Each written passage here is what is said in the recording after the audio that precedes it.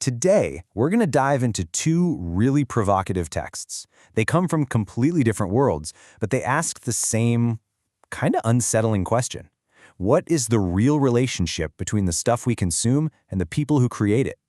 This is a deep dive into that blurry line between what's authentic and what's just control. So let's kick things off with a really challenging piece from a modern anonymous author.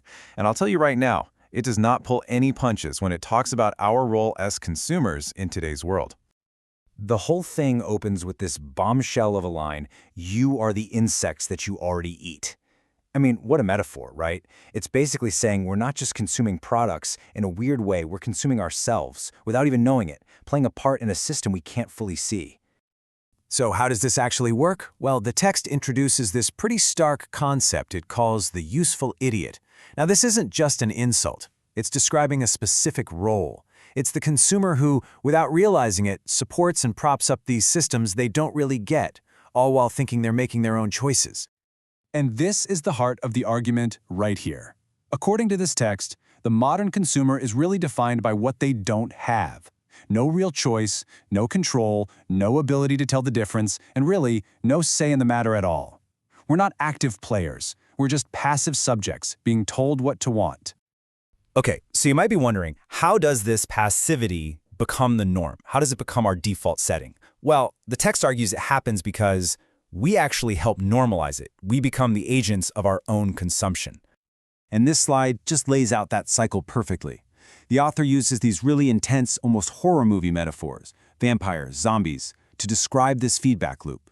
See, by consuming without thinking, we give power to a system that then consumes us, our attention, our free will, our authenticity. We literally become the zombies in their marketplace. And this, of course, just begs the question, doesn't it? A passive, zombified audience is only one half of the equation. So who's on the other side? Who's writing the script? Who is actually crafting the culture that this audience is so hungry to consume? To try and answer that, we're going to pivot. We're going to jump back in time to a completely different source, a satirical song from the late 60s by the brilliant and kind of tragic Syd Barrett. It's called Bob Dylan Blues. Now, this song is for all intents and purposes a confession. It's from the point of view of an artist who's figured out the formula. He's cracked the code on how to perform authenticity, how to package it up and sell it, and he's aiming it right at that protest singer persona that Bob Dylan made so famous. This is where the whole game is given away. Just look at the contrast in the lyrics. On one side, you've got the public image he's selling, the deep, suffering artist who sings about war and dreams. But on the other side, that's the private reality. He's doing it because his gut and his wallet are fat, and he just wants the fans to buy his records. It's a performance, a total act from start to finish. But Syd Barrett doesn't just point out the hypocrisy, he goes a step further. The song is basically a how-to guide. It's the playbook for manufacturing a cultural icon, or what we might just call a creator today. I mean, that chorus is just dripping with cynicism. He's not just admitting it's an act, he's practically bragging about it. That line, "Don't you know it," is like a direct wink to the camera.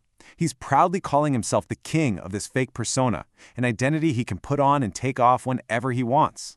And here it is, the final move in the con. Art isn't about real expression anymore. Nope. It's about creating something that feels like a prophecy for an audience that's desperate to believe in something. His dream means he can sell them anything he wants them to hear.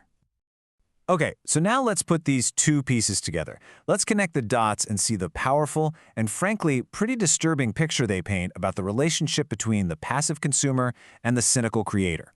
So when you look at them side by side, you get this, a self-sustaining loop. It starts with the creator who knows it's all a show. They make a product, package it as something deep and real. Then the passive consumer, the one with no real discernment, eats it up, and in doing so, they prove the system works, which just makes it happen all over again. So really, one enables the other. They're two sides of the same coin. The zombified audience needs something, anything, to consume, to feel like they're part of something, even if it's fake. And the cynical artist, our Mr. Dylan, is more than happy to sell it to them. It's a perfectly symbiotic and perfectly cynical relationship. And so that's where these two texts leave us, separated by decades, by style, but they bring us to the same challenge.